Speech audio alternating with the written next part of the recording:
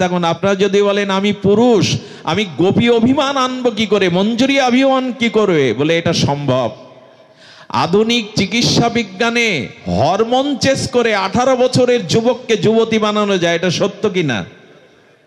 Hormone chess করে যুবককে যুবতী বানানো যায়। যদি ডাক্তারি মেডিকেল সায়েন্সে এরকম থাকে, তবে গুরুদেবের কৃপায় ওই গোপী আনুগত্যে, সখী আনুগত্য ভাবতে ভাবতে এক সময় পুরুষ অভিমান, ভোগ অভিমান আপনার চলে যেতে বাধ্য। আচ্ছা, প্রজাপতিটা কিসের থেকে হয়? শুয়োপোকাটা প্রজাপতি রূপ নেয়, মরে গিয়ে আর একটা প্রাণী হয় না। শুয়োপোকাটাই বিচিত্র প্রজাপতি হয়ে যায়। যদি একটা প্রাণী শুয়োপোকা থেকে বিচিত্র প্রজাপতি রূপ নিতে পারে, তবে আপনি রাধা রানীর সখী এই চিন্তা করতে করতে করতে করতে আপনার মধ্যে একদিন পুরুষ অভিমান দূর হয়ে যাবে। কারণ বৃন্দাবনে কেবল একজনই পুরুষ, গোবিন্দ দ্বিতীয় কেউ পুরুষ নন। কারণ পুরুষ দেহ নিয়ে গোপী প্রেম, ব্রজ প্রেম হওয়া সম্ভব নয়। এ অনেক উপরের কথা। আপনারা এখন দেখছেন সনাতন মিডিয়া। প্রেম বিবর্ত বিলাস শ্রীমূর্তি সংকীর্তন পিতা শ্রী শ্রী শচীনন্দন নদিয়া বিহারী গৌরহরি, পতিত পাবন পতিত উদ্ধারণ পতিত তারণ, প্রেম চিন্তামণি দাতা শিরোমণি দয়াল নিতাই চাঁদের মহানুকম্পায়, শ্রী শ্রী গান্ধার্বিকা গিরিধারীর অহৈতুকী করুণায়, চৈত্র শুক্লা, এই মন্দিরটার নাম কি, মাদারীপুরস্থ সার্বজনীন কালীমাতা মন্দির শ্রী অঙ্গনে বিদেহী আত্মকল্যাণার্থে উত্তর পুরুষগণ কর্তৃক আজকের এই সুমঙ্গল মাঙ্গলিক ভাগবতী ও ভক্তিযজ্ঞের যে পরম আয়োজন, এই পরম আয়োজনে শ্রীমন্দির শ্রীনিকেতনে শ্রী অঙ্গনে ভগবানের অসমধ্য মাধুর্যময় নাম রূপ লীলা কথা শুভারম্ভে প্রারম্ভে অস্মাদীয় জীবনধন জীবন সর্বস্ব প্রাতঃস্মরণীয় পরম বন্দনীয় শ্রী শ্রীল গুরু মহারাজের পাবন পদারবিন্দে পরাধ্য কোটি দণ্ডবৎ প্রণতি। সমাগত গৌড়ীয় আচার্য কুলতিলক বৈষ্ণবজন, সাধুজন, মহন্তজন, সুদীজন, মান্যজন, শ্রদ্ধাশীলা ধর্মশীলা কল্যাণিয়া দেবী মূর্তি মাতৃগণ, সকল ভক্ত চরণে সশ্রদ্ধ বারংবার দণ্ডবৎ প্রণতি। প্রথমেই বিনীত আপনাদের চরণে ক্ষমা প্রার্থী, ঝড় বৃষ্টির কারণে আমাদের পথে কিছুটা বিলম্ব হয়। অপেক্ষামান সমস্ত ভক্ত চরণে বিলম্বের কারণে আপনাদের চরণ কমলে ক্ষমা প্রার্থনা করছি। ইষ্টে সারসিকে রাগ পরমাবিষ্টতা ভবেৎ, তন্ময়ী যা ভবেদ ভক্তি ছাত্র রাগাত্মিকা দিতা। অনার অনিয়ান মহৎ মহিয়ান, যিনি মহৎ থেকে মহত্তর মহত্তম, তিনি আবার অণু থেকে অতি ক্ষুদ্র অণু, যিনি সর্বব্যাপক, যিনি কর্তম অকর্তম অন্যথা কর্তম সমর্থ কর্তম, সেই শ্রী ভগবানে আমাদের রাগ অর্থাৎ স্বাভাবিক গাঢ় তৃষ্ণা, এটি আশাই হলো মনুষ্য জীবনের সফলতা, সার্থকতা, পরিপূর্ণতা। খুব ধ্যান দিন। ইষ্টে সারসিকে রাগ,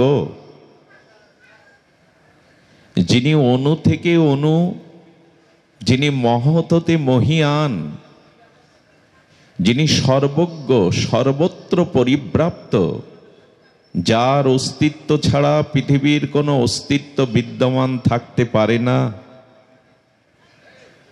সেই কর্তম অকর্তম অন্যথা কর্তম সর্বদা কর্তম ভগবানের প্রতি প্রগাঢ় রাগ আসক্তি বা অনুরাগ, এটি জীবনের সফলতা।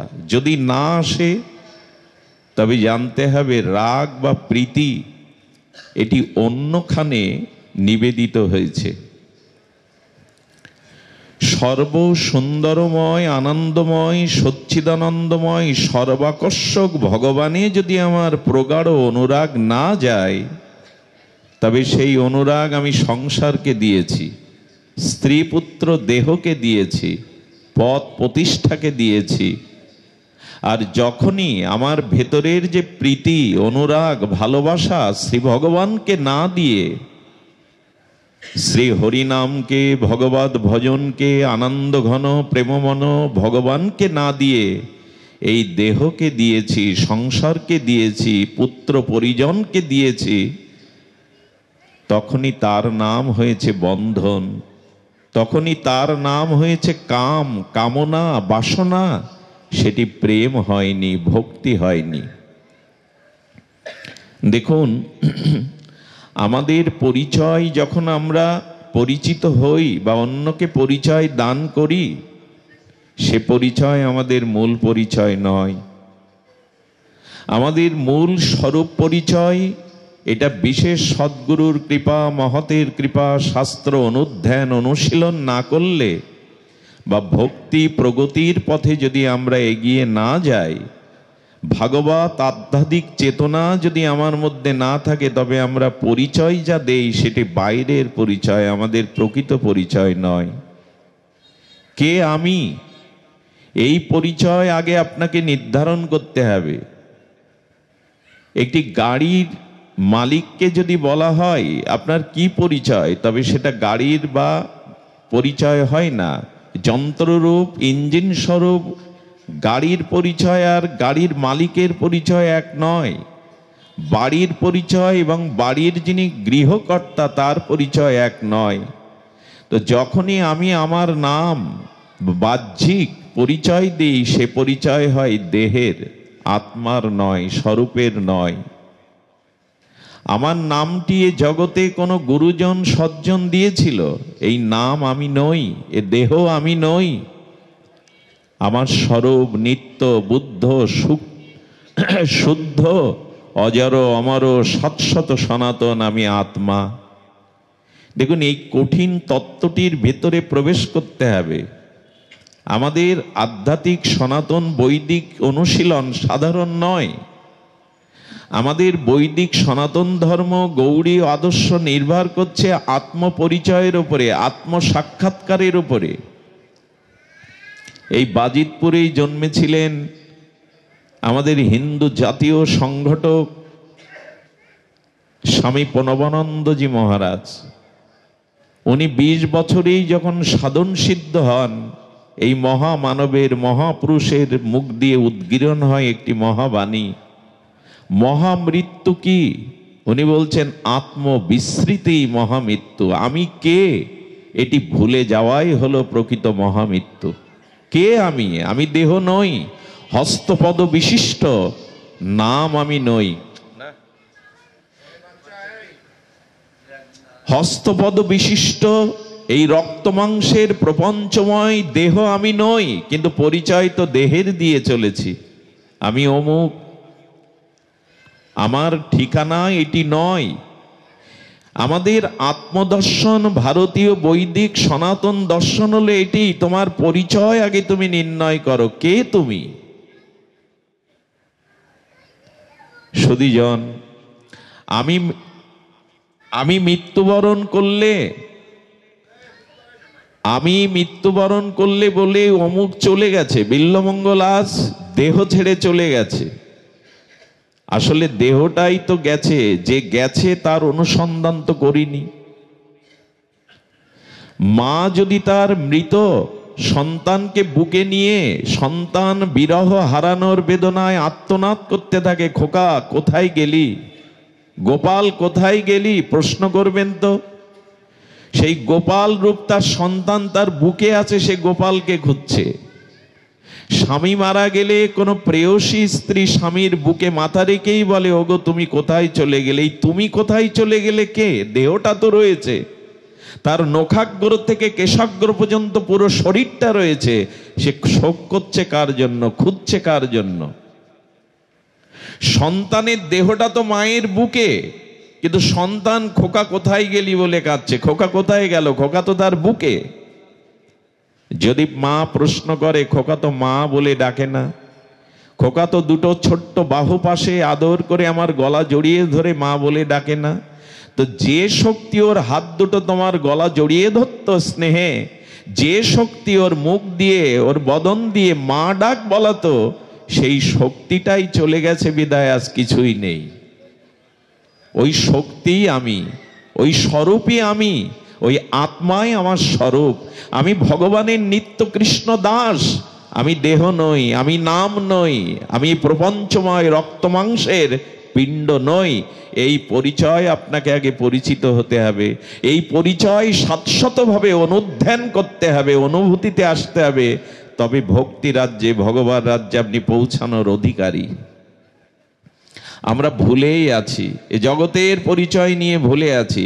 যদি স্বরূপ পরিচয় কখনো পান, যদি স্বরূপ স্মৃতি ফিরে পান, আমি বলছি আজ এই মুহূর্তে কোনো পাপ আপনাকে স্পর্শ করবে না, কোনো মৃত্যু আপনাকে স্পর্শ করবে না। এই জগতে কোনো শোক নেই যেটা আপনাকে শোকাবিত করতে পারে, যদি আপনি আপনাকে চেনেন, আপনার পরিচয় জানতে পারেন।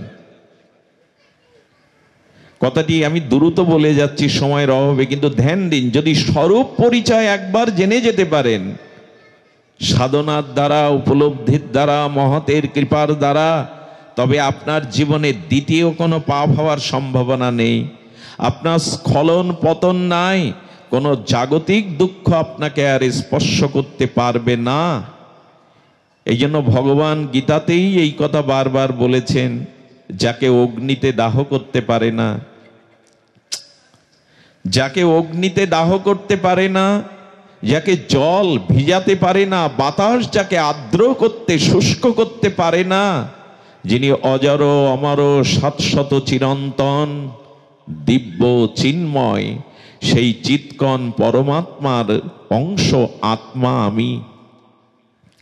তো আত্মা সম্পর্কে গোস্বামী তুলসীদাস বলেছেন, ঈশ্বর অংশ জীব অবিনাশী। খুব ধ্যান দিন শব্দটার দিকে।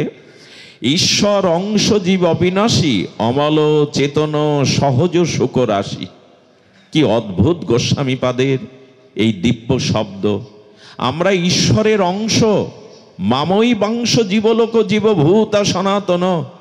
আমি যদি ঈশ্বরের অংশ হই, ঈশ্বরের জন্ম নাই, ঈশ্বরের আবির্ভাব আছে, ঈশ্বরের মৃত্যু নাই, তার তিরোভাব আছে, ঈশ্বরের জরাব্যাধি নাই।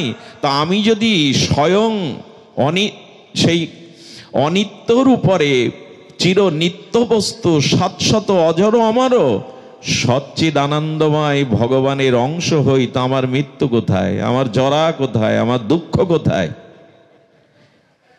স্বয়ং সচ্চিদানন্দ পরতত্ত্ব ভগবানের দুঃখ নাই। এর প্রমাণ হলো, সূর্যতে কখনো অন্ধকার দেখা যায় কি? সূর্য কখনো কি অন্ধকারের পরিচয় পায়? সূর্যের সামনে অন্ধকার যেতে পারে? তেমন ঈশ্বরের জরা নাই, মৃত্যু নাই, দুঃখ নয়, শোক নয়, তাপ নাই, ক্ষয় নয়। তিনি শাশ্বত সনাতন চিরন্তন অবিনেশ্বর তত্ত্ব। আমি যদি তার অংশ হই, আমার মধ্যে উঠে এটা থাকতে হবে। মিষ্টি দ্বারা, ক্ষীর দ্বারা তৈরি করা যে কোনো বস্তুতে ক্ষীরের স্বাদ থাকবে না, মিষ্টির স্বাদ থাকবে না। একটা প্রকাণ্ড অগ্নিকুণ্ড থেকে যদি একটা অগ্নি স্ফুলিঙ্গ বেরিয়ে আসে, সেটা কি আগুন নয়? সেটা পড়লে কি তাপ লাগবে না? বৃহৎ কোনো অগ্নিকুণ্ড থেকে অগ্নির স্ফুলিঙ্গ যদি বেরিয়ে এসে গায়ে পড়ে, ওটা পড়বে কিনা? কারণ অগ্নি থেকেই তো জাত, অগ্নি থেকেই তো তার উৎপত্তি। তেমনি আমি যদি ঈশ্বরের অংশ হই, আমার তো জরা মৃত্যু ব্যাধি দুঃখ শোক তাপ থাকার কথা নয়, ঈশ্বরে তো পাপ থাকার কথা নয়, সূর্যে তো অন্ধকার থাকার কথা নয়। এলো কেন? সেই প্রশ্নের উত্তর জানতে হবে। কোথা থেকে এগুলি প্রবেশ করলো? যখনই আমরা আমাদের স্বরূপকে ভুলে গেছি, আমি কে এই তত্ত্ব থেকে দূরে সরে এসেছি, তখনই আমার মধ্যে প্রবেশ করেছে এই অনিত্যতা, প্রবেশ করেছে এই অভিশাপ। এই জন্য ভগবৎ স্বরূপে এগুলো নেই। কি বলছে? চেতন অমল সহজ সুখরাশি। দেখুন, যার ভিতরে স্বরূপ চেতন আছে তাকে কাম ক্রোধ লোক আক্রান্ত করতে পারে না। একটা ছোট কথা বলি, আমার এই দেহটা থেকে যদি আত্মা বা চেতন শক্তি চলে যায়, তখন এটা পচন ধরবে, ধরবে কিনা? পোকা হবে। আচ্ছা, শৃগাল এখন আপনার সামনে আসে, শগুন এখন আপনার শুয়ে থাকলে মরার মতো বুকে বসবে? যদিও বিরল প্রজাতি এই শগুন পৃথিবী থেকে, বিশেষ করে আমাদের বঙ্গদেশ থেকে এই পরিবেশ সুন্দরকারী প্রাণীটা প্রায় লুপ্ত। কিন্তু যদি মরার পাশে আপনি মরার ভান করে শুয়ে থাকেন, চিল বা শগুন যারা মৃতকে ছিঁড়ে খায়, সভ্যক প্রাণী, এরা আপনার বুকে বসবে না। বহু মাইল দূর থেকে ওরা জেনে গেছে আপনার মধ্যে এখনো প্রাণ আছে। শৃগালটা, কুকুরটা আসবে না, কারণ প্রাণ আছে। কিন্তু 20 কিলোমিটার দূর থেকে মরাকে ওরা দেখতে পায়, বুঝতে পারে, ওর বুকে এসে মাংস ছিঁড়ে খায়। ঠিক যখনই আপনি বুঝবেন আপনি দেহ না, আপনি রক্ত মাংসের পিণ্ড না, আপনি ঈশ্বরের অংশ, আপনি চেতন, তখন কাম ক্রোধ শৃগাল কুকুর আপনাকে আর ছিঁড়ে খেতে আসবে না। গৃহ দেবতা যদি জেগে থাকে তবে চোর প্রবেশ করতে পারে? পাহারাদার যদি জেগে থাকে, গৃহ দেবতা যদি জেগে থাকে, চোর ঘরে প্রবেশ করতে, যার ভিতরে আমি ঈশ্বরের অংশ, এই চেতনা জেগে আছে, তার কাছে কাম ক্রোধ তাকে ছিঁড়ে খেতে পারবে না। মরে পড়ে থাকুন, ছিঁড়ে খাবে শৃগাল কুকুর গৃহ শগুন, কিন্তু জীবদ্দশায় পড়ে থাকুন, ওরা একটাও আপনার কাছে আসবে না। এর মানেই হলো, যখন আপনি ঈশ্বরের অংশ, আপনি কৃষ্ণ দাস, এই চেতনা আপনার ভিতরে কাজ করবে, তখন কাম ক্রোধ আপনাকে ছিঁড়ে খাবে না। যেমন এখন আপনাদের মধ্যে কাম ক্রোধ দুশ্চিন্তা সংসার ভাবনাটা আসছে না, কারণ এখন ভগবানের লীলা কথা সাধু সঙ্গে শ্রবণ করছেন, এখন আপনার ভিতরে চেতনাটা জাগ্রত হয়েছে, এই জন্য এখন কারো মধ্যে কোনো বিকার আসছে না। এই জন্য চেতন অমল, অমল মানে যেখানে কোনো মল প্রবেশ করতে পারে না। আপনি যদি স্বরূপে জাগরিত থাকেন, আপনি ভগবানের দাস, আপনি আত্মা, এই চিন্তা স্বরূপ ভাবনা যদি আপনার ভিতরে প্রকাশ হয়, তখন আপনি অমল, কোনো মলই আপনাকে স্পর্শ করতে পারবে না। চেতন অমল সহজ সুখরাশি। জীব তো দুঃখের থেকে জন্মায়নি, অমৃতস্য পুত্রা। উপনিষদ বলেছেন তুমি অমৃতের পুত্র। তো অমৃতের পুত্র কাঁদবে কেন, দুঃখ পাবে কেন, জরাব্যাধি ভোগ করবে কেন? আমার কথা কি বোঝা যায়? রাজার ছেলে ভিক্ষা করবে কেন? আমি অমৃত থেকে এসেছি, অমৃতস্য পুত্র, অমৃতের পুত্র। আমার ভিতরে দুঃখ থাকার কথা নয়। আসলে দুঃখটা আমি ডেকে এনেছি, দুঃখ আমার মধ্যে নাই। দুঃখটা আমি আহ্বান করে এনেছি। কখন? যখন আমি সেই স্বরূপকে ভুলে গেলাম, কৃষ্ণকে ভুলে গেলাম, সহজ কথায় ভগবানকে ভুলে গেলাম, সেই পথ ধরেই আমার জীবনে কাম ক্রোধ লোভ দুঃখ এসে উপস্থিত হলো কর্মফল। এখানে আলো আছে, এই জন্য অন্ধকার দূর হয়ে গেছে। আপনাদের বদনগুলো দেখতে পাচ্ছি, বস্তু ধর্মগুলো প্রকাশ হচ্ছে আলো বলে। আলো নিভে যাক, আপনাদেরও দেখতে পাবো না, বস্তু ধর্ম দৃষ্টিগোচর হবে না। তো আপনার ভিতরে যখন এই চেতনা জাগবে, আপনি আত্মা, আপনি অমৃতের পুত্র, আপনি স্বরূপ, তখন আপনার ভিতরে পাপ আসতে পারে না, কোনো দুঃখ আপনাকে দুঃখিত করতে পারে না। এই জায়গাটায় যাওয়ার জন্য এই জীবন গড়া, এই মনুষ্য জীবনের সার্থকতা এখানে যাওয়ার। অনেক শক্ত কঠিন বিষয়ে আমরা যেতে চলেছি, একটু মনোযোগ দিতে হবে। এখন স্বরূপ পরিচয় নিতে গেলে আমাদের প্রথমত দরকার, অনেক কাল, অনেক কল্প, অনেক জন্ম ভগবানকে ভুলে আছি, মায়াতে আবদ্ধ হয়ে আছি। এখন সঠিক পথটা হলো, যে ভালোবাসাটা, যে প্রীতিটা, যে অনুরাগটা, যে পিপাসাটা সংসারকে দিয়েছি, দেহ গেহ পুত্র পরিজনকে দিয়েছি, ওটা আবার নিগড়াতে হবে। আচ্ছা, এই যে সুতির কোনো বস্ত্রখণ্ড যদি জলে ভিজিয়ে নেন, জলটা সুতোর মধ্যে প্রবেশ করবে কিনা? করবে কিনা? তো জল আর কাপড়টা যদি আলাদা করতে চান কি করতে হবে? নিগড়াতে হবে। নিগড়ে জলটা আলাদা করতে হবে, কাপড়টা আলাদা করতে হবে। তো সাধু সঙ্গে গুরু কৃপায়, মহৎ কৃপায়, ভগবানের ভজনের দ্বারা যে ভালোবাসাটা জন্ম জন্মে ভুল পথে দিয়েছেন, ভুল জায়গায় দিয়েছেন, ওটা বিবেক এবং চেতনার দ্বারা নিগড়ে ভগবানকে দেওয়ার নামই হলো, ভগবানকে দেওয়ার নামই হলো এই দুঃখ জরা মৃত্যু থেকে নিষ্কৃতির একমাত্র উপায়। এই জন্য ভগবান বলেছেন মচ্চিত্ত সর্বদুর্গানি, দুর্গতি যদি নাশ করতে চাও মনকে আমায় দাও, দ্বিতীয় কোনো পথ খোলা নেই তোমার জীবনে। যদি সর্বদুর্গতি হতে তুমি নিষ্কৃতি পেতে চাও, মচ্চিত্ত সর্বদুর্গানি মৎ প্রসাদাৎ তরিষ্যসি। গীতার এই মহাবাণী, দিব্যবাণীতে ভগবান বললেন একমাত্র উপায় মন আমাকে দাও, মত চিত্ত। নিজের কাছে প্রশ্ন করুন তো, মন বা মনের অনুরাগ ভগবানকে দিতে পেরেছে কিনা? বিশ্বকবি রবীন্দ্রনাথ এই কবীন্দ্র এক গীতি চরণে উনি বলেছেন, মাঝে মাঝে তব দেখা পাই, চিরদিন কেন পাই না। মাঝে মাঝে মনটাকে ঈশ্বর দেই, বিপদে পড়ে, সংকটে পড়ে, রাজ ভয়, মৃত্যু ভয়, সংসার ভয়, পুত্র কন্যার মঙ্গলের জন্য মাঝে মাঝে মনটা ভগবানকে দেই। মাঝে মাঝে তব দেখা পাই, চিরদিন কেন। কালো মেঘ আসে হৃদয় আকাশে, তোমারে দেখিতে দেয় না। আমাদের মাঝে মাঝে কালো মেঘ এসে পূর্ণিমার চাঁদকে ঢেকে দেয়, ভগবানের অনুরাগকে, ভগবানের প্রীতিকে ঢেকে দেয় এই বিষয় কামনারূপ মেঘ। এই জন্য এই শ্লোকে বলছেন, ইষ্টে সারসিকে রাগ পরমা বিষ্টতা ভবে। যে কোনো উপায়ে মনের আবেশটা, প্রগাঢ় তৃষ্ণাটা ভগবানের দিকে দাও। তো যাবে কি করে সেটা এখন আমরা অনুসন্ধান করব। আগেই বলে নিলাম, যদি অমল সহজ সুখ রাশি পান, পাপ আপনাতে আসবে না। পাপ আপনাতে আসতে পারে না যদি চেতনা জাগৃত থাকে। আপনার মধ্যে যদি চিৎ চেতনা, আধ্যাত্মিক চেতনা জাগরিত থাকে, আসতে পারবে না। সুধীবৃন্দ, এই জন্য বলছে তন্ময়ী যা ভবেদ ভক্তি। তন্ময়ী জানে ভগবানের প্রতি আমাদের একটা তন্ময়তা আসতে হবে, সহজ কথায় আবেশ আসতে হবে।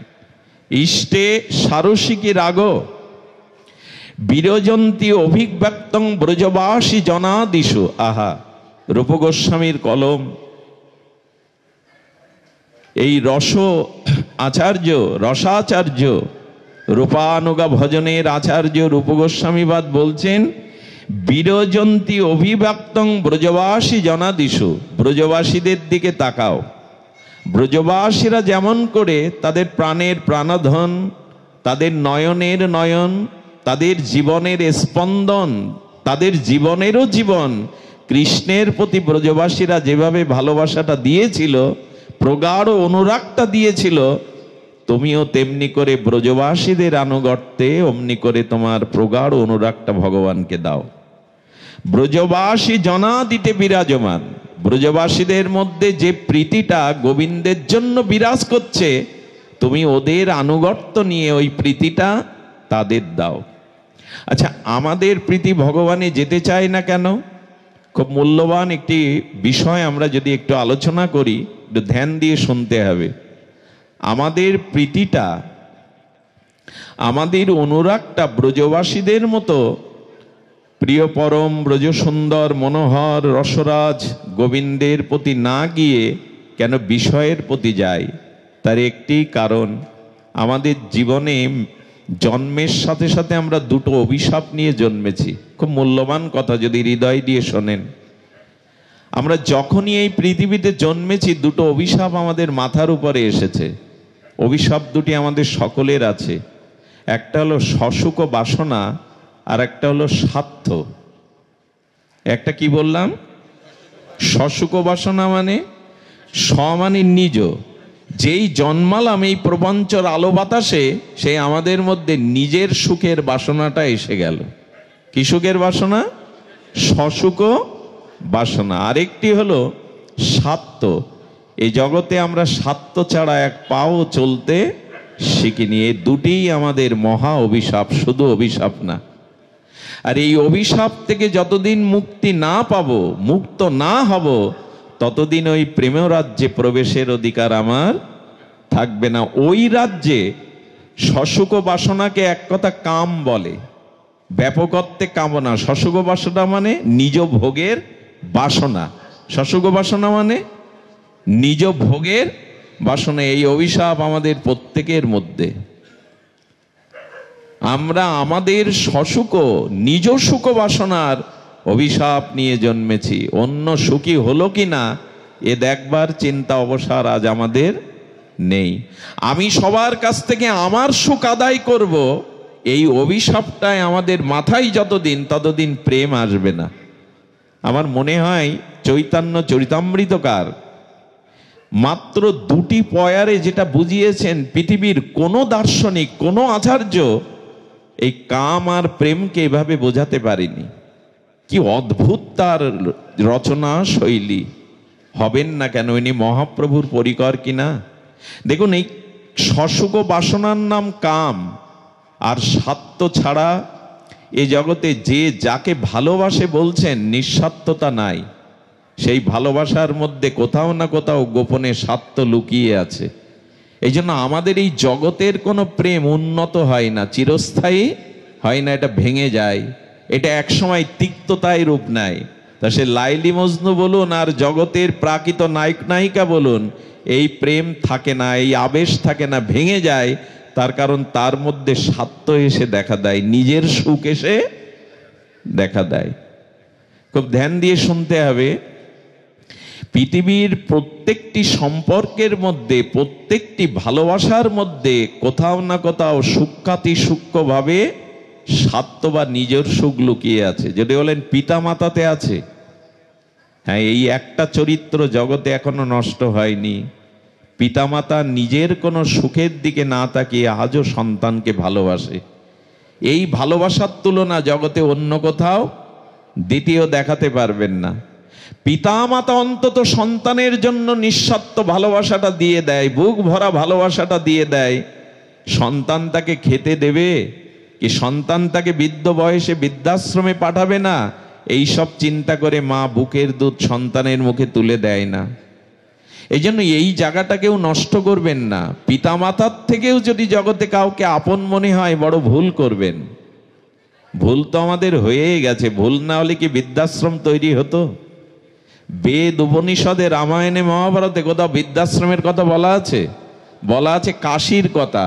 সে জীবনটা মুক্তিতীর্থ, কাশীতে গিয়ে মরো তালে মুক্তি হবে। কই বৃদ্ধাশ্রমের কথা তো বেদ পুরাণে লেখা নেই। আমি আপনাদের একটি জিনিস সংকেত দিয়ে দিই। বর্তমান এই যুগ সন্ধিক্ষণে আমাদের সমাজে সব থেকে বড় অভিশাপ দুটি, কলঙ্ক দুটি। এক বৃদ্ধাশ্রম, আর একটি হলো অনাথ আশ্রম। অনাথ আশ্রমে যদি পরিসংখ্যান খোঁজ করেন, ওখানে সিংহভাগ সন্তান অনাথ না, তাদের অনাথ বানিয়ে রাখা হয়েছে। ওখানে কলঙ্ককে ঢাকবার জন্য অনাথ আশ্রমে পাঠিয়ে দেওয়া হয়েছে। আর পিতামাতাকে আমরা স্বার্থের জন্য বৃদ্ধাশ্রম তৈরি করে সেখানে পাঠিয়ে দিয়েছে। এই দুটি বর্তমান সময়ের সব থেকে বড় কলঙ্কিত। সমাজ যে পিছিয়েছে, সমাজ যে তার মানবিকতা থেকে, মনুষ্যত্ব মূল্যবোধ থেকে পিছিয়েছে, এর সব থেকে বড়বান দৃষ্টান্ত বৃদ্ধাশ্রম, অনাথ আশ্রম। এ দুটেই বহন করছে বর্তমান যুগ সন্ধিক্ষণের কলঙ্ক। দয়া করে পিতামাতাকে কেউ বৃদ্ধাশ্রমে দেওয়ার চিন্তা কখনোই করবেন না। তাদের ঋণ পরিশোধ করতে ভগবানও পারেননি। আরে কৃষ্ণ নবনীত চুরি করতে গিয়ে নূপুর বাজছে পায়ে। তা যার পায়ে নূপুর বাজে সে চুরি করতে পারে তো? রুনু ঝুনু চোরের পায়ে যদি রুমঝুম নূপুর বাজে তো চুরি করবে কি? কৃষ্ণ তখন নূপুরকে বলছে, বাজবার আর সময় পেলি না? ননি চুরি করতে এসে চোরের পায়ে যদি রুনু ঝুনু ঝমঝম নূপুর বাজে, আমি তো ধরা পড়ে যাবে। নূপুরটা তখন কাটতে যাচ্ছে। স্বয়ং ভগবান যিনি গিরিরাজ ধারণ করেন, তিনি নূপুর কাটতে গিয়ে দেখছেন নূপুরের রঞ্জু ছিঁড়তে পারছেন না। নূপুর বলছে, তুমি ভগবান হতে পারো, সর্বশক্তিমান হতে পারো, কিন্তু মা যশোদা বড় প্রেমে আদর করে নূপুর পরিয়ে দিয়েছে, মায়ের বাঁধন তুমি ছিঁড়তে পারবে না ভগবান। তুমি গিরিরাজ ধারণ করতে পারো, তুমি সর্বশক্তিমান, কিন্তু মায়ের প্রেমের বাঁধন, স্নেহের বাঁধন তুমি ছিঁড়তে পারবে না। দেখুন, যে ভগবান গিরিরাজ ধারণ করলেন, অগাসুর বগাসুর পুতনা কত অসুর কংসকে শিশুপালকে বধ করলেন, সেই কৃষ্ণ যশোদা মায়ের বাঁধা রঞ্জু দড়িটা কাটতে পারছেন না। দাম বন্ধনে যে রঞ্জু বেঁধেছে এটা কাটতে ভগবান জগৎকে দেখালেন, আমি ভগবান হয়ে মায়ের স্নেহের বাঁধন আমি ছিঁড়তে পারি না, তো তুমি কি ছিঁড়বে? এই জন্য পিতামাতার সম্বন্ধটা নির্মল। তবুও বলবো, তবুও শুনুন, পিতামাতার মনেও কিঞ্চিত কিছুটা আশা লুকিয়ে থাকে। সে আশাটা কি জানেন? আমার এই ছেলে নিশ্চয় আমাকে ফেলে দেবে না, আমার এই ছেলে নিশ্চয় আমাকে ঘাট ধাক্কা, এ আশাটাও নিয়ে তাকে পালন করে। তা একমাত্র জগতের শাস্ত্রে বলছেন যে এই যে সশুক বাসনার স্বার্থ, এই দুটি অভিশাপ আমাদের জীবন থেকে নামাতে না পারলে আমরা প্রেমের রাজ্যে, ব্রজের রাজ্যে যেতে, রাধা মাধবের প্রেম রাজ্যে আমাদের পরিবেশ অধিকার হবে না। কারণ ওইখানে একমাত্র প্রেম নিয়েই যেতে হবে, কাম নিয়ে ওখানে যাওয়া যাবে না। আচ্ছা, কাম প্রেমটা কাকে বলে? বলে একই। চুলের এপাশ ওপাশ আলাদা করা যাবে কি?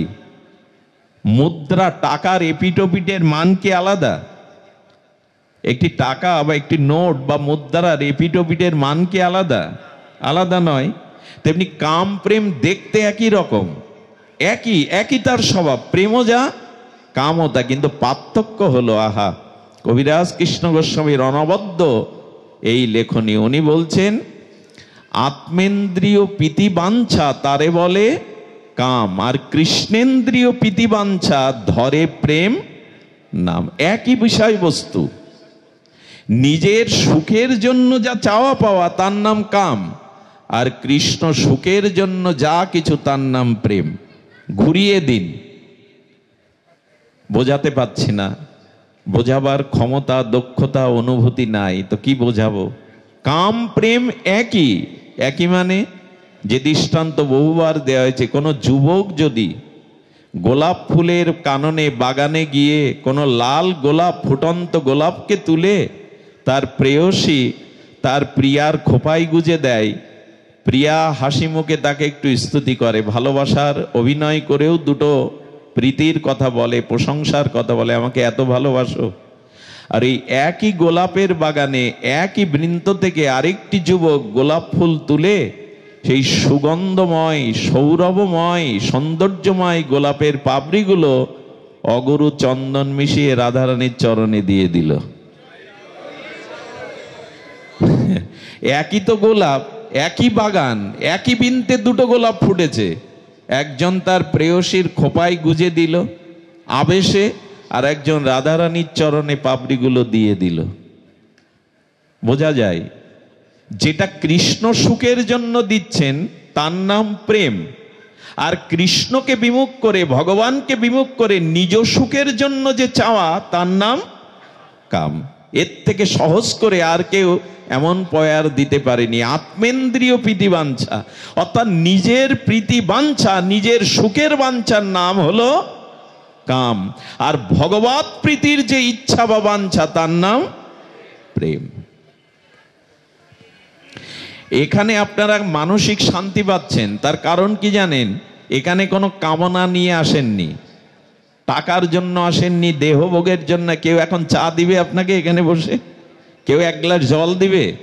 কেউ আপনার গরম লাগছে বলে বাতাস করবে না। তবু বসে মানসিক শান্তি পাচ্ছেন কেন জানেন?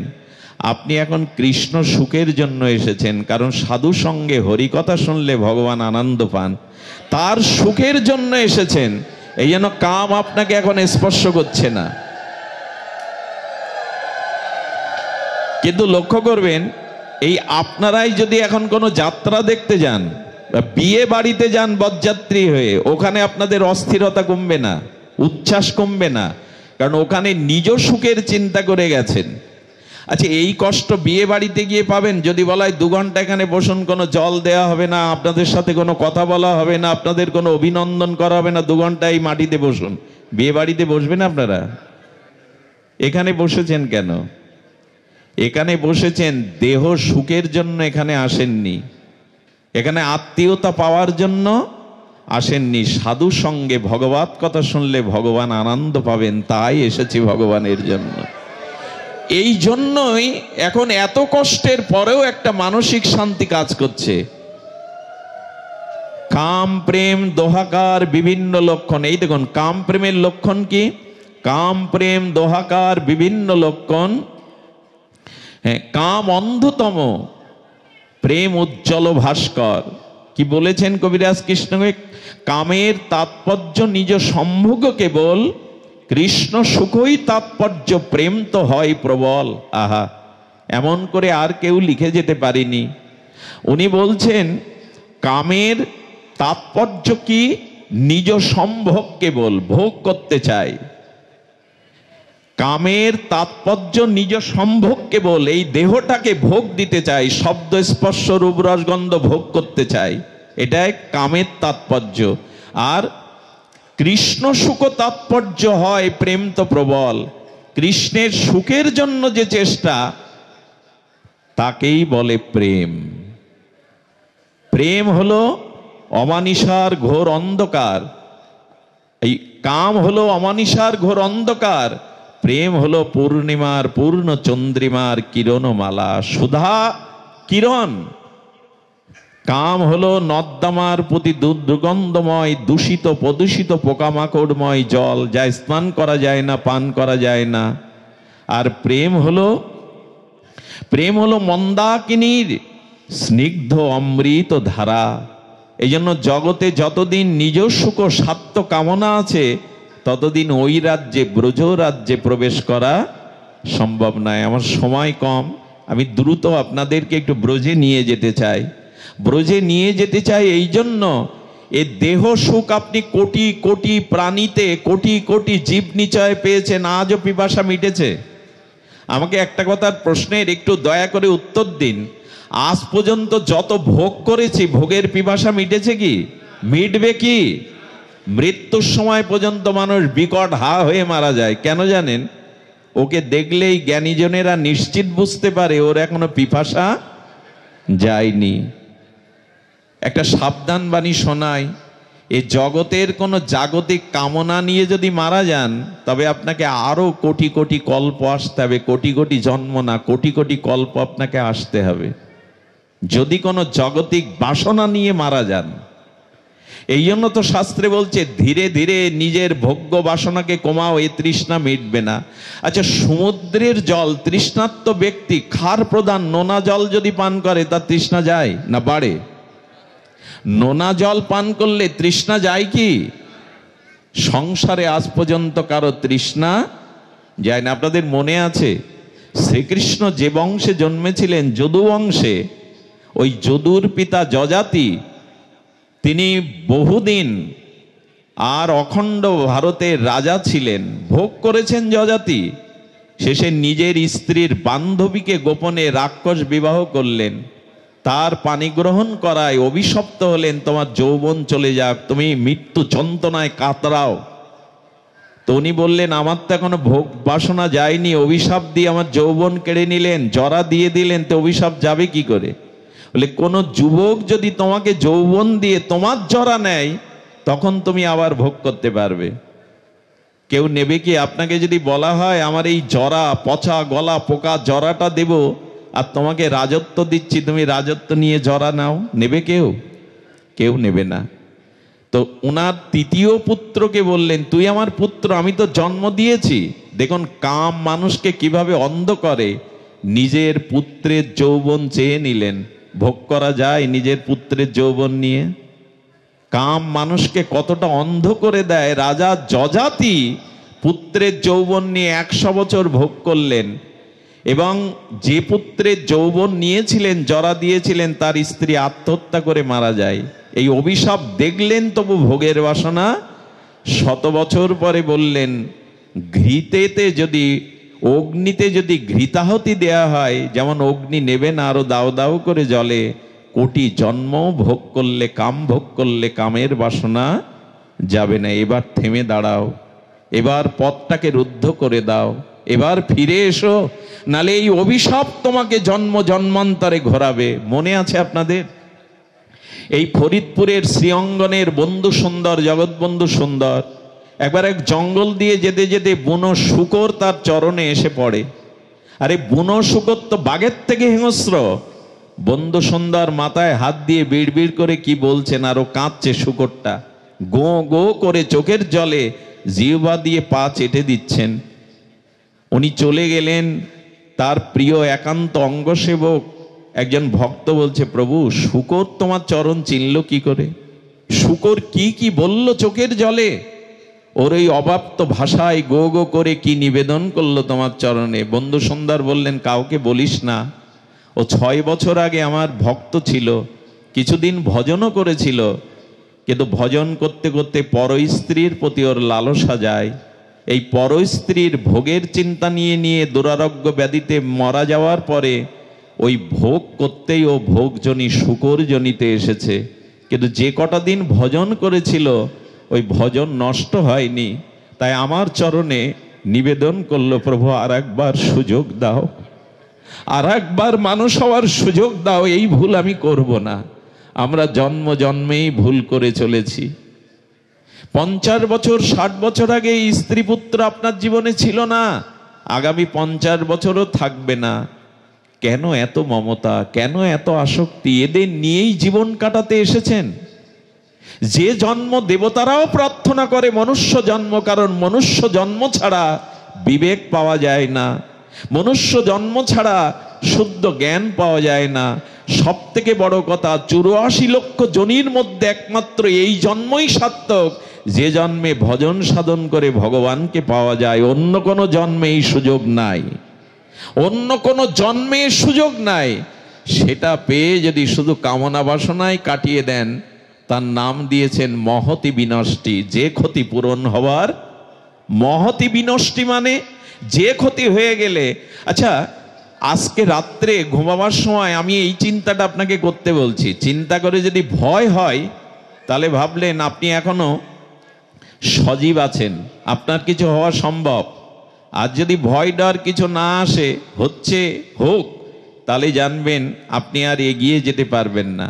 এই ভয়টা কি জানেন? একটু মনটাকে নিবিষ্ট করে ভাবুন তো, আমি মারা গেলাম, আমাকে পোড়ানো হলো, কিন্তু আমার এই জন্মের কর্মফল আমার সাথে গেল, কিন্তু মৃত্যুর পর তো দেহ থাকবে না। তখন আমাকে এই কর্ম অনুযায়ী আমার গতি হবে। কোন নরক, কোন আধারে, কোন পথে যাব? সাথী নেই, অর্থ নেই, সম্পদ নেই, বন্ধু নেই, বান্ধব নেই, চিরদিনের আপনজন কেউ নেই। সেই মৃত্যু রহস্যময় অন্ধকার পথে সেদিন আমি একা। একটু ভয় হয় না এসব ভাবলে? কোথায় গতি হবে? যদি শূকর কুকুরে আবার হয় জন্ম, যদি কোনো মাছ হাঙর কুমির হয়ে নদীতে জন্মায়, যদি বৃক্ষ হয়ে জন্মায়, শত শত বছর রোদ বৃষ্টি ঝড়ে কাটাতে হয়, যদি বনের হিংস্র জন্তু জানোয়ার হয়ে জন্মায়, কি করতে পারি? মরার পর তো দেহ থাকবে না, ওখানে নিজের ইচ্ছায় কিছু করা। এইটুকু ভেবে অন্তত ফিরে আসা উচিত, যাতে মৃত্যুর পর একটা ভালো আলোর পথ পায়, একটা গতি পায়। সে চিন্তা যদি এখন না করেন, বড় ভুল হয়ে যাবে। মৃত্যুর সময় যে চিন্তা করতে করতে আমরা দেহ ত্যাগ করি, আমাদের গতি তাই হবে। এই জন্য এখন নির্ধারণ করে নিন, মৃত্যুর পর অন্তত যাতে একটু সৎ গতি হয়, যাতে নিম্নচনিতে না যেতে হয়। আরে কোথাও যাবেন বলে আপনাকে কত কি প্রস্তুতি নিতে হয়। কোনো বিদেশে যেতে গেলে পাসপোর্ট, ভিসা, কোথায় যাবেন তার ঠিকানা, জামা কাপড়, ট্রেনের টিকিট, বিমানের টিকিট, আর আপনি কোথায় যাবেন মৃত্যুর পর সে চিন্তা ভুলে জগৎ নিয়েই মেতে আছি। এটা জ্ঞানের পরিচয় নয়, এটি ভাবনা নয়। মৃত্যুর পরে যাতে একটা সদ্গতি হয়, সেই চিন্তাটা, ভাবনাটা এখন থেকেই করা উচিত। প্রভু যেন আর পতিত না হই, আর যেন স্খলন না হয় আমার, আমি যেন একটা পথ পাই। গোবিন্দ বলেছেন, এ জন্মে যারা প্রতিকূলতার মধ্যেও আমার ভজন সাধন করে, অর্জুন তাদের বলে দাও, তাদের বিনাশ হবে না। আমি আগামী জন্মে তাদের শ্রীমানের গৃহে, যশস্বীর গৃহে, কোন যোগীর গৃহে জন্ম দেব, যেখান থেকে সে আমাকে পেতে সহজে এগিয়ে যেতে পারে। আরে এই জন্মটা তো এগিয়ে থাকুন, এই জন্ম কিছুটা এগিয়ে থাকুন, যাতে আগামী জন্মে পথ পেয়ে যান, যাতে কিছুটা পথ এগিয়ে যেতে পারেন। এই জন্য বলছিলাম, কাম অন্ধতম, প্রেম নির্মল ভাস্কর। এই কাম প্রেমকে যদি না বুঝতে পারি, তাহলে ভজন পথে এগিয়ে যেতে পারবো না। এই জন্য আপনাদের কাছে একান্ত নিবেদন, ভালোবাসাটা ভগবানকে দিন। আর এই ভালোবাসা ভগবানকে দিতে গেলে ভগবানকে জানতে হবে, তার অসমধ্য মাধুর্যকে জানতে হবে। চলুন, ব্রজের কথা বলেছিলাম, এই রাগ ভক্তিটা ব্রজে ওদের ছিল। রাগ ভক্তিটা ওদের ছিল। এই রাগ ভক্তিটা কি করে আসবে? গুরু মহারাজ বলেছিলেন, রাগময়ী ভক্তির হয় রাগাত্মিকা নাম। এই রাগাত্মিকা ভক্তি কি হয়? আমি স্বরূপের পরিচয় দিয়ে শুরু করেছিলাম, আপনাদের ওখানে যদি নিয়ে যাওয়ার চেষ্টা করি গুরুদেবের কৃপায়, আপনাদের প্রসন্ন দৃষ্টিতে, তাহা শুনি লুব্ধ হয় কোন ভাগ্যবান। এই জগতে রাগময়ী ব্রজভক্তির কথা শুনতে হবে, নিষ্কাম বিশুদ্ধ ব্রজ প্রেমের কথা শুনতে হবে। এই শুনতে শুনতে কারো মনে লোভ জেগে যাবে, যদি আমিও এমন করে ভালোবাসতে পারতাম। হ্যাঁ, তাহা শুনি লুব্ধ হয় কোন ভাগ্যবান। এই কথা শুনতে শুনতে কারো মনে যদি কিঞ্চিত লোভের সঞ্চার হয়, আমিও যদি তোমাকে এমনি করে ভালোবাসতে পারতাম। এই লোভটা সাধু সঙ্গে আর ভগবানের নাম রূপ লীলা কথা শ্রবণ কীর্তন না করলে এই লোভ কারো জাগবে না। ডক্টর মহানব্রত ব্রহ্মচারী বলেছিলেন, মিষ্টির দোকানে কাছের সুন্দর আলমারির মধ্যে পরিপাটি করে মিষ্টিগুলো সাজানো থাকে। রাস্তায় পথচারী যেতে যেতে একবার তাকায় বনফুল মিষ্টির দোকানে, তখন মিষ্টিগুলো দেখলে একেবারে যে লোভ হয় না তা না, কিন্তু লোভটা প্রকট হয় না। ভালো মিষ্টি, একদিন হয়তো পাবো, সময় থাকলে, অবসর থাকলে, পকেটে অর্থ থাকলে। কিন্তু ওই মিষ্টি কিনে এনে আপনার কোনো প্রিয়জন যদি আপনাকে দেখিয়ে দেখিয়ে সামনে খেতে থাকে, তখন লোভ সামলাতে পারা মুশকিল হয়ে পড়বে। ঠিক মহানামজি বলছেন, এই ব্রজের কথা, এই প্রেমের কথা, এই ভগবানের লীলা কথা যদি তুমি ভক্ত মুখে সামনে বসে শোনো, তাহলে তার মুখর নিঃসৃত এই ভক্তি মাখানো হরি কথা শুনতে শুনতে তোমার মধ্যেও লোভ জেগে যাবে। এমনি করে আমিও কবে ভালোবাসবো ভগবানকে, আমি কবে এমনি করে তাকে ভালোবাসতে পারবো। তাহা শুনি লুব্ধ হয় কোন ভাগ্যবান। এই যদি গোবিন্দকে ভালোবাসবার লোভ একবার জাগে, তাহলে আপনি ভাগ্যবান, না হলে দুর্ভাগ্য আপনাকে ছাড়বে না। নিজের সুখের চিন্তা বাদে যদি ভগবানকে সুখ দেওয়ার চিন্তা করেন, তবে সেই দিনই আপনি ভাগ্যবান বলে পরিগণিত হবেন। এর আগের জীবনটা আমাদের দুর্ভাগ্যে ভরা, শুধু নিজের চিন্তা করে যারা গেলাম। সুধীজন, লোভে ব্রজবাসীর করে অনুগতি। এই লোভে ব্রজবাসীদের যদি অনুগতি করে, শাস্ত্র যুক্তি নাহি মানে রাগানুগার প্রকৃতি। কথাটা গভীর রাত হয়েছে, এত কঠিন কথা হয়তো আমাদের সরস করবে না হৃদয়, কিন্তু শাস্ত্র যুক্তি মানে না। লোভ কখনো বিধিবিধান মানে? সেই ছোটবেলায় মায়ের নারকেল নাড়ু খাস না জন্য ওটা ঠাকুরের পূজায় লাগবে, এই বিধি মানি আমরা? কোন অবসরে মায়ের নাড়ু চুরি করে দু চারটে খেয়ে ফেলতাম, কারণ লোভ কখনো যুক্তি মানে না। তো ব্রজপ্রেমটা, ভগবত প্রেমটা এমনি করে কোনো যুক্তি মানে না, সে কোনো আজ্ঞাকে মানতে চায় না। ভালোবাসতে হয় তাই ভালোবাসবো, কারো বিধিনিষেধ মানব না। এই যেন গোপীরা কারো বিধিনিষেধ মানেননি। তারা দেহ ধর্ম, কুল ধর্ম, তাদের সংসদ ধর্ম জলাঞ্জলি দিয়ে, আচ্ছা ধর্মত্যাগের কথা তো কৃষ্ণই বলেছে, সর্বধর্মান পরিত্যাজ্য মাম একং শরণং ব্রজ, বলেননি ভগবান? আচ্ছা ভগবান যিনি ধর্মবেত্তা, সনাতনের মধ্যস্থ পুরুষ, তিনি ধর্ম ত্যাগ করতে বলছেন কেন? আমি যদি জিজ্ঞাসা করি যে ভগবান ধর্ম ত্যাগ করতে বলবে কেন, ধর্ম ত্যাগ করলে আমাদের থাকবেটা কি? সব শাস্ত্রেই তো ধর্মের উপদেশ, কিন্তু স্বয়ং ভগবান ধর্ম ত্যাগ করতে বলছেন কেন জানেন? সব ধর্মকে ত্যাগ করো। এটা ওটা না, সব বলছেন, সর্বধর্মান। কেন জানেন?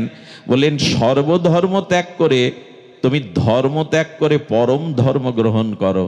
সেই পরম ধর্ম হলো অনুরাগ নিয়ে তুমি আমার চরণে সমর্পিত হও। মামেকং শরণং ব্রজ, একমাত্র আমার চরণকেই আঁকড়ে ধরো, আমার চরণেই প্রীতি ভালোবাসাটা অঞ্জলি করে দিয়ে দাও। সব কিছু ত্যাগ করো, একমাত্র আমাকে ভালোবাসো। বললেন প্রভু সব ধর্ম যদি ত্যাগ করি প্রত্যাব্যয় হবে না, দোষ হবে না, অমঙ্গল হবে না? গোবিন্দ বললেন অহং তং সর্ব পাপেভ্য মোক্ষাই স্বামী মা শুচ, আমার চরণে যদি একবার অনুরাগ দিতে পারো, তোমার সমস্ত দায়িত্ব আমি নিলাম, তোমার সমস্ত পাপ আমি মুছে দেব, পাপের চিন্তা তোমাকে করতে হবে না। আচ্ছা, এখন ভগবানকে আপনি এটো খাওয়াতে পারবেন না, পারবেন কি? আপনার মুখের এটো দিতে পারবেন ভগবানের গালে? বলে ভগবান মনে করলে পারবেন না, বন্ধু মনে করলে পারবেন। বন্ধুকে দেই কি না আমরা খেতে খেতে? আচ্ছা, ভগবানকে আপনি শাসন করতে পারবেন? কান ধরে রোদ্দুরে দাঁড় করিয়ে রাখতে পারবেন? বলে ভগবান হলে পারবো না, কিন্তু গোপালকে পারবো। যশোদা যেমন তাকে রোদ্দুরে অদুখুলে বেঁধে রেখেছিল। আমি বোঝাতে চাচ্ছি, আমার বলবার অভিপ্রায় হলো ভগবানকে ভগবান জ্ঞানে না, ভগবানকে সখা প্রিয় জ্ঞানে, সন্তান জ্ঞানে এই ব্রজের ভালোবাসাটা তাকে দিন, তাকে নিজের করে ভালোবাসুন। ভালোবাসাটা দূর হয়ে যাবে যদি তাকে শুধু ভগবান মনে করেন। আর ভগবান মনে করলে কি হবে জানেন? তার কাছে গিয়ে শুধু নিজের বিপদ আপদ চাওয়া পাওয়া চাইতে ইচ্ছা করবে। তুমি সর্বশক্তিমান, তুমি সব কিছু করতে পারো, তুমি আমায় দাও। কিন্তু ভগবানকে যদি মনে করেন আমার সন্তান, তখন মনে হবে ও কিছু জানে না, ওর ক্ষুধা লাগলে আমাকেই দিতে হবে, ওকে গরম লাগলে আমাকেই বাতাস করতে হবে, তখন দায়িত্বটা তখন আপনার উপরে আসে। ভগবান মনে করলে তার সেবা, ভগবানের ক্ষুধা নেই তো, তৃষ্ণা নেই তো, কিন্তু ভগবানকে যখন সখা মনে করবেন, পুত্র মনে করবেন, প্রিয় মনে করবেন, তখনই তার ক্ষুধা তৃষ্ণার কথা আপনার মনে আসবে। বাজারে গেলে কি করেন? ছোট মেয়েটার জন্য একটা খেলনা কিনে আনেন না? মেলায় গিয়ে খাবার কিনে আনেন না কেন? কেউ কি বলে দেয়, লিস্টে লিখে দেয়? কিন্তু মনে পড়ে আমার ভালোবাসার খুকিটা তো আছে, সে গেলে জিজ্ঞাসা করবে বাবা কি এনেছো। তেমনি ভগবানকে যদি পুত্র জ্ঞানে, সখা জ্ঞানে, প্রিয় জ্ঞানে ভালোবাসতে পারেন, তবে এই ভালোবাসা ব্রজের আনুগত্যে ভালোবাসা হবে। এই ভালোবাসাটা কি হবে জানেন? রক্তম। ভগবানের প্রিয় দাস, ভগবানের প্রিয় দাস গোবিন্দকে পাখা দিয়ে বিজন করছেন, বাতাস করছেন। ঘরমক্ত দ্বারকাধীশ গোবিন্দকে যখন বাতাস করছেন, দারুক, ভগবানের দাসের নাম রক্তক পত্তক দারুক। তো দারুক যখন বাতাস করছে, আচ্ছা সেবাটা কার করছে? প্রভুর সেবা করছে, গোবিন্দের। কিন্তু হঠাৎ দারুক গোবিন্দের বদন কমল সৌন্দর্য দেখে চোখে জল এসে গেছে। তুমি এত সুন্দর, মানে প্রেম এসে গেছে ভগবানকে দেখে। আর প্রেম যেই এসেছে, চোখে নয়নে জল এসেছে, হাত কাঁপতে শুরু করেছে, প্রেমের লক্ষণ, পাখাটা পড়ে গেছে।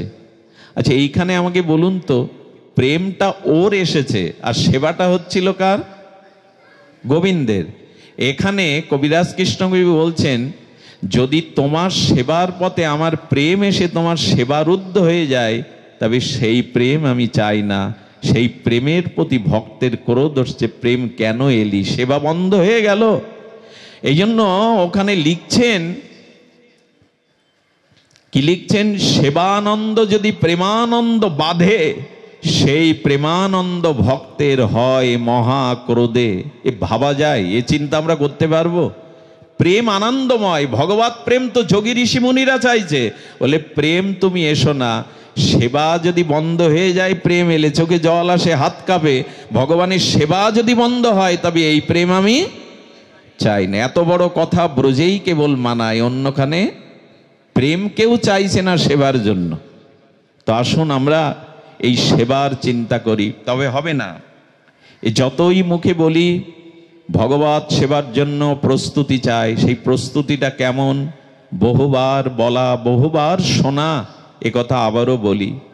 এখান থেকে 200 বছর আগে, তখন বৃন্দাবন এভাবে যান্ত্রিক যন্ত্রণায় কাতর হয়নি। তখন বৃন্দাবনের বনসভা, বনলক্ষ্মীর বাতায়ন, আর কুসুমসিক্ত বৃন্দাবন মধুময় আনন্দময় কানন। সেই বৃন্দাবনে কালিয়াহ্রদে সিদ্ধ জগদীশ বাবা থাকতেন। কি নাম বললাম? সিদ্ধ জগদীশ বাবা। ওই জগদীশ বাবার কাছে চলে যান আমাদের কলকাতার রাজ পরিবারের একটা সুন্দরী, অনন্য সুন্দরী যুবতী। কি কোন জন্মে তার স্বীকৃতি ছিল, সব ছেড়ে চলে গেছেন। চলে গিয়ে গোদলি বেলায় সিদ্ধ বাবার চরণে দূর থেকে প্রণাম করছেন। ওরা তো অন্তর্মনা হয়ে রাধারানীর চরণ চিন্তায় রত। বাবাজি মুখ তুলে বলছেন, কে রে মা তুই? কে তুই? বললেন, বাবা আমি সংসারের সব সত্য ছিন্ন করে চলে এসেছি আপনার চরণে, আমাকে দীক্ষা দিয়ে কৃপা করুন। সিদ্ধ বাবা হেসে বলছেন, স্মিত, চলে যা, এই রূপ যৌবন নিয়ে এখানে টিকতে পারবি না, যা সংসার কর, ছেলে মেয়ে বড় হয়ে সময় হলে আসিস, যা মা। মেয়েটি কথা বলল না, কিন্তু মনে মনে বলল, বাবা আর যে যাওয়ার জায়গা নাই। যারা সব ছেড়ে ব্রজে আসে, সব ছেড়ে রাধারানীর চরণে আছে, তাদের যার যাওয়ার জায়গা নাই। মনে মনে বললেন, কিন্তু মহাত্মার সামনে তো তর্ক করতে পারেন না। চলে গেলেন। কি করতেন জানেন? চট গায়ে দিয়ে একটা কুঠিরের মধ্যে বসে থাকতেন সারাদিন। গরমে একটা চট গায়ে দিয়ে নিজের রূপ যৌবনটা ঢেকে রাখতো, যাতে কারো দৃষ্টি না পড়ে। ভজন কি মুখে মুখে হয় গো? গোধূলি বেলায় সন্ধ্যার সামান্য আধার নেমে এলে দূর থেকে বাবাজির ওই আশ্রমের ধুলো গায়ে মাখতো আর কাঁদতো, বাবা কবে প্রসন্ন দৃষ্টি পড়বে, কবে কৃপা পাবো তোমার, গুরু কৃপা না হলে তো হবে না। 1 মাস আর মেয়েটা আসেনি। বাবা মনে করলেন হয়তো চলে গেছে, এত কঠোর জীবন পারবে না বৃন্দাবনে এই বয়সে। 1 মাস পর মেয়েটা সামনে এসে দাঁড়ালো। হাড়গুলো কেবল আছে জানেন, সে যৌবনের জ্যোতি আর নেই, সে দেহের জ্যোতি আর নাই। আর বাবা দেখছেন ঠোঁটটার চোখটা বাদে বল বলে পোড়া লাল ঘা, ঘা হয়ে গেছে। লাল পুড়ে গেলে যেমন বল বলে ঘা হয়, এখনো ঘাগুলো কাঁচা আছে। কে রে মা তুই? আগুনে পুড়ে গিয়েছিলি বুঝি? স্মল পক্স হয়েছিল বুঝি? মায়ের দয়া হয়েছিল? ক্ষীণ কণ্ঠে বলছে, না বাবা, পক্স হয়নি, আমি আগুনেও পুড়ে যাইনি। ও তুই সেই কলকাতার থেকে এসেছিলি সেই মা, এতদিন আসিসনি কেন? তোর এই পরিণতি কি করে হলো? কি বলল জানেন? বাবা যেদিন বললেন এই ভরা রূপ যৌবন রাধারানীর ভজনের পথে বাধা, সেই দিন আমি কুঠিয়ায় গিয়ে একটা পাত্রে আগুন জ্বেলেছিলাম। সেই দাও দাও আগুনে একটা লোহার শিক গরম করে আমি আমার যৌবনটা ছেঁকা দিয়ে দিয়ে 1 মাস ধরে পুড়িয়ে দিয়েছি। 1 মাস ধরে আমি আমার যৌবনটা, যদি বলেন এত আবেগ দেখাচ্ছ কেন, এরকম দৃষ্টান্ত হয় না। কোন সুন্দরী রাজ পরিবারের মেয়ে রাধারানীর ভজন করবে বলে, গুরু কৃপা পাবে বলে সেক দিয়ে দেহটা পুড়িয়ে দিয়েছে। এ দৃষ্টান্ত সহসা মেলে না। মেয়েটা বলছে, বাবা হবে না, আমার দ্বারা রাধারানীর ভজন হবে না। বাবার চোখে জল, হাত ইশারা করছে, আয় মা আমার কাছে আয়। সেই দিন তাকে এমন কৃপা করেছিলেন, ওই মেয়েটা অনেক অনেক দূরে গিয়েছিল, আর তার দিকে কোনো পুরুষ কোনোদিন তাকায়নি।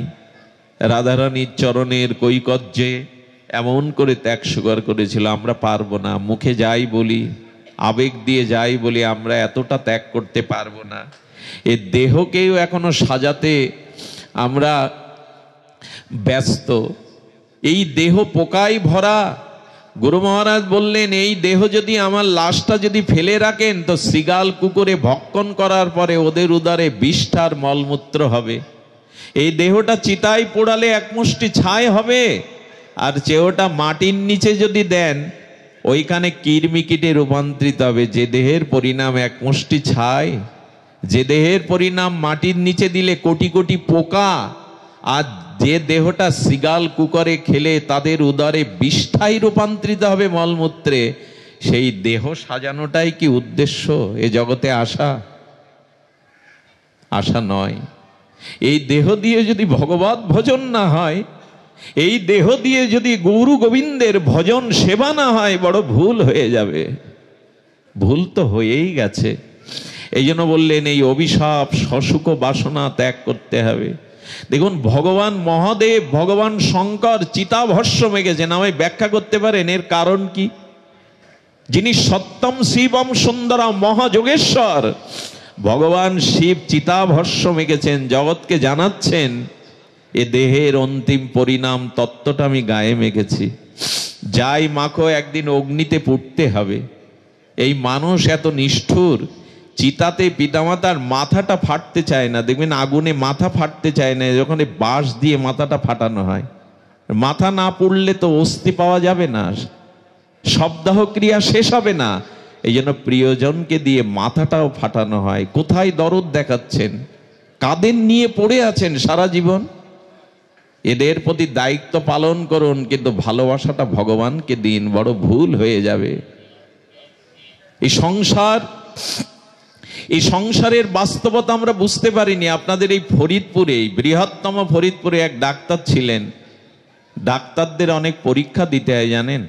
ডাক্তারি পাশ করার পরে প্রফেসর স্যারের সাথে গিয়ে শবচ্ছেদ ঘরে যেতে হয়। শবচ্ছেদ মানে লাশ কাটা ঘরে। লাশ কাটা ঘরে গিয়ে প্রফেসর বলছে ছুরি নাও। তা প্রায় 200 বছর আগের ঘটনা। সেই ছুরিটা হাতে নিয়ে, তখন এত এয়ার কন্ডিশন রুম টুম ছিল না, ওই আবছা আলোর মধ্যে এক যুবকের লাশ কাটতে বলছে। কোথায় কিডনি, কোথায় হার্ট। যেই লাশটাতে ছুরি চালিয়েছে, কি বলবো, বহুদিনের পচাগলা লাশ থেকে বিকট গন্ধ আর কোটি কোটি পোকা ওনার সামনে। ওই যেই চিরেছে পোকা বেরিয়েছে। সঙ্গে সঙ্গে ভাবছে একটা যুবকের দেহের পরিণতি এই। আর এই দেহটা শুধু কামনা বাসনায় আমরা শেষ করলাম। হাত থেকে ছুরি পড়ে গেল। প্রফেসরকে প্রণাম করে ওই দিনই বৃন্দাবনের উদ্দেশ্যে চলে গেলেন। সিদ্ধ মনোহর দাস বাবাজির চরণে গিয়ে বললেন, আমাকে এই দেহ মুক্তির উপায় বলুন। এ দেহকে আমি জেনেছি। পরবর্তীতে তিনি একজন আচার্য সন্ন্যাসী হন। ডাক্তারি বিদ্যা তার ছিল, কিন্তু পরম বিদ্যা পেয়েছিলেন ত্যাগের বিদ্যা। এই জড় দেহের পরিণতি, মাঝে মাঝে মিনি হাসপাতালে যাবেন, 250 বেড কি 500 বেডের হাসপাতালে গিয়ে ওই যন্ত্রণা কাতর দুর্গন্ধগুলো দেখবেন। তখন মনে পড়বে এই শরীর ভোগের বস্তু নয়, এই প্রপঞ্চময় শরীর একটা ছোট নরক। সেখানে গেলে বুঝবেন যে এই শরীরের পরিণতি কি। এই জন্য শরীরকে সাজাতে গিয়ে, শরীরের আবেশ আসতে গিয়েই তো ভজন হলো না, কৃষ্ণ সেবা হলো না, ভগবত সেবা হলো না। এই দেহাবেশ যতদিন আছে ততদিন ভগবানের আবেশ আসবে না, লিখে নিন। যতদিন এই দেহের আবেশ আছে ততদিন আত্মায় আবেশ যাবে না। আসলে সংসার বলতে কিন্তু 10টা বাড়ি 10টা গাড়ি না। সংসার বলতে কিন্তু স্ত্রী পুত্র টাকা পয়সা না। সংসার বলতে এই দেহ বা দেহের ভোগ। আচ্ছা, টাকা বাড়ি গাড়ি স্ত্রী পুত্র কার জন্য? দেহের জন্যই তো। এদের সাথে সম্পর্ক কিসের? দেহের জন্য। দেহ সুখের জন্য এত আয়োজন। এই জন্য দেহাবেশী হলো ভগবত আবেশের অন্তরায়। তবে এই আবেশ যেতে পারে। ছোট একটা ঘটনা বলেই পাঠ বিশ্রাম করি। এই পাঠ হয়তো এইভাবে 1 ঘন্টা, বা আমি দেরিতে পৌঁছেছি, এটা আমার নিজের অপারগতা, অপরাধ। এই পাঠগুলি দিনের পর দিন শুনতে শুনতে মনে হবে না, ভগবত ভজনই, ভগবানে অনুরাগই আমাদের জীবনের একমাত্র পুরুষার্থ, পঞ্চম পুরুষার্থ। এটাই প্রেম। এই বঙ্গদেশে একজন যুবক বিবাহ করলো। একটু সত্য ঘটনা শুনুন। আর এই বিবাহের পরে তার স্ত্রীর প্রতি কোনো কোনো পুরুষের প্রবল আসক্তি থাকে স্ত্রীর প্রতি। তার আসক্তি এমন যে 2 বছরে তার স্ত্রীকে সে বাপের বাড়ি যেতে দেয়নি, যেটাকে বলে কাম অন্ধ কামক পুরুষ। 2 বছর পরে ওই মেয়ের শ্বশুর বাপের বাড়ি থেকে লোক এসেছে যে ওনার বাবা মৃত্যুশয্যায়, শ্বাস উঠেছে, একবার মেয়েকে দেখবে। স্বামীকে হাত জোর করে বলছেন, একটা রাতের জন্য, একটা দিনের জন্য আমার বাবাকে দেখতে দাও। সে মারা গেলে আমি তোমায় ক্ষমা করতে পারবো না। তার চোখের জল দেখে বলল, যাও, কিন্তু কাল সকালে চলে আসতে হবে। কত বড় বিষয়ী আর দেহাবেশ এই কামক পুরুষ স্ত্রীকে, তখন পালকির ব্যবস্থা ছিল, পালকিতে পাঠাতে 1 কিলোমিটার চলে গেছে, কি বলবো, এই জ্ঞান অন্ধ কাম অন্ধ এই ব্যক্তি আবেশে ছুটে গিয়ে বলছে পালকি ফেরাও, ওকে আমি যেতে দেব না। মেয়েটা ঘরে আসলো, ঘরে এসে দরজার হাঁক দিয়ে দিল, দিয়ে নিজের কাপড়টা উন্মুক্ত করে স্বামীকে বলছে, পশু পাষাণ্ড দেখো, আমার শরীরটাকে দেখো। আচ্ছা, এখন যদি আমার থেকে আত্মা চলে যায়, আমার এই শরীরে সব অংশ থাকবে, পারবে তো রাতটুকু আমার সাথে কাটাতে? ভালো করে দেখো, হে কামুক, হে পাষণ্ড, হে পশু, দেখো আত্মা যদি চলে যায় এই দেহ থাকবে, আজ রাত্রে তুমি আমাকে জড়িয়ে ধরে থাকতে পারবে না, দেখো ভালো করে দেখো। ওই একটা কথাই তার চেতনার দুয়ার খুলে গেল। ঘর থেকে বেরোলেন, একটা থলে আর গামছা নিয়ে ব্রজের উদ্দেশ্যে চলে গেলেন। সত্যিই তো, আত্মা যদি চলে যায় ওই শরীরটাও তো আজ রাত্রে আমি আমার কাছে, ওর দেহে সব আছে কিন্তু রাখতে পারবো না।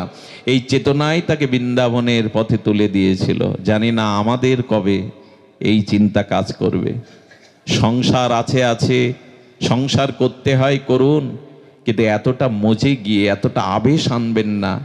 সংসারে থেকেই ভগবানের প্রতি অনুরাগ দিন। এই অনুরাগ যদি কিছুটা দিতে পারেন, আবেশ দিতে পারেন, তবে জানলেন এ জন্মে অন্তত কিছুটা এগিয়ে থাকতে পারবেন।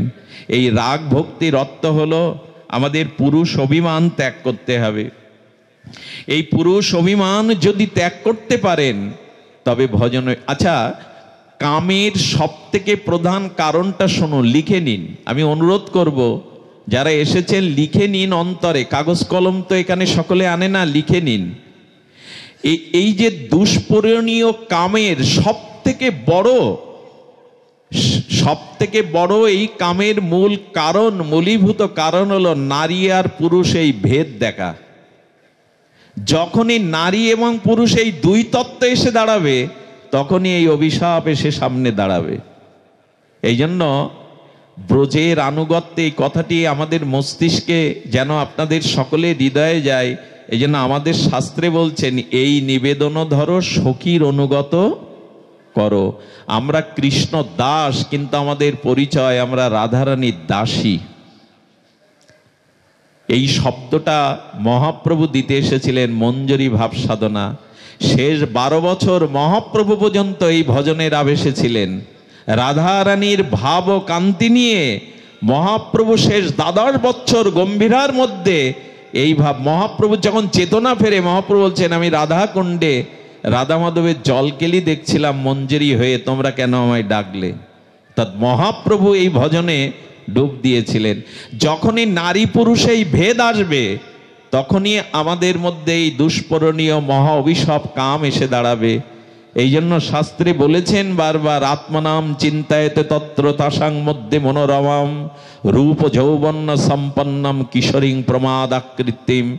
রূপানুগ ভজনের জগৎ আচার্য রসাচার্য রূপ গোস্বামী বলেছেন, গুরুদেবের কাছ থেকে মাঝে মাঝে মঞ্জরি ভাব সাধনাটা নিয়ে নেবেন। এই মঞ্জরি ভাব সাধনার কীর্তন সারা জীবন গাইলাম, এই মনের অভিলাষ বিলাসকুঞ্জে দিও বাস।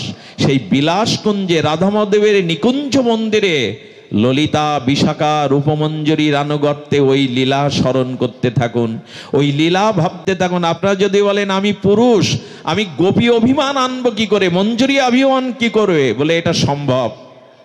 আধুনিক চিকিৎসা বিজ্ঞানে হরমোন চেস করে 18 বছরের যুবককে যুবতী বানানো যায়, এটা সত্য কিনা? হরমোন চেস করে যুবককে যুবতী বানানো যায়। যদি ডাক্তারি মেডিকেল সায়েন্সে এরকম থাকে, তবে গুরুদেবের কৃপায় ওই গোপী আনুগত্যে সখী আনুগত্য ভাবতে ভাবতে এক সময় পুরুষ অভিমান, ভোগ অভিমান আপনার চলে যেতে বাধ্য। আচ্ছা, প্রজাপতিটা কিসের থেকে হয়? শুয়োপোকাটা প্রজাপতি রূপ নাই, মরে গিয়ে আর একটা প্রাণী হয় না। শুয়োপোকাটাই বিচিত্র প্রজাপতি হয়ে যায়। যদি একটা প্রাণী শুয়োপোজা থেকে বিচিত্র প্রজাপতি রূপ নিতে পারে, তবে আপনি রাধারানীর সখী এই চিন্তা করতে করতে করতে করতে আপনার মধ্যে একদিন পুরুষ অভিমান দূর হয়ে যাবে। কারণ বৃন্দাবনে কেবল একজনই পুরুষ, গোবিন্দ, দ্বিতীয় কেউ পুরুষ নন। কারণ পুরুষ দেহ নিয়ে গোপী প্রেম ব্রজ প্রেম হওয়া সম্ভব নয়। এ অনেক উপরের কথা। আর এই পথে যেতে গেলে আপনাদের ছোট্ট করে অনুরোধ করে যায়, হরিনামটা বড় আদর করে ভালোবাসুন। হরিনামটা করতে করতে, হরিনাম জপ করতে করতে একদিন এই ব্রজ আবেশ আসবেই। এর মূল রাস্তাই হলো মহাপ্রভুর প্রদত্ত শ্রী হরিনাম। বহুদিন ধরে হরিনাম করতে করতে এই ভাবনার উদয় হবে, ব্রজ ভাবনার উদয় হবে। এই ভাবনা যদি একবার এসে যায়, আর আপনি হৃদয় থেকে এই অনুরাগের রং তুলতে পারবেন না, এর থেকে পিছিয়ে আসতে পারবেন না। তাই আপনাদের কাছে সর্বশেষ মিনতি অনুরোধ করে যায়, ভগবান ভাবের ঠাকুর, ভাব দিয়েই নাম গ্রহণ করবেন। আজ এইটুকুই থাক। আপনাদের কল্যাণ হোক, আপনাদের চিরমঙ্গল হোক। শত গৌর প্রেম, ব্রজ প্রেম আপনারা লাভ করে ধন্য হন। যে মায়ের আত্মার কল্যাণে যারা এই অনুষ্ঠান দিয়েছেন তারা ধন্য।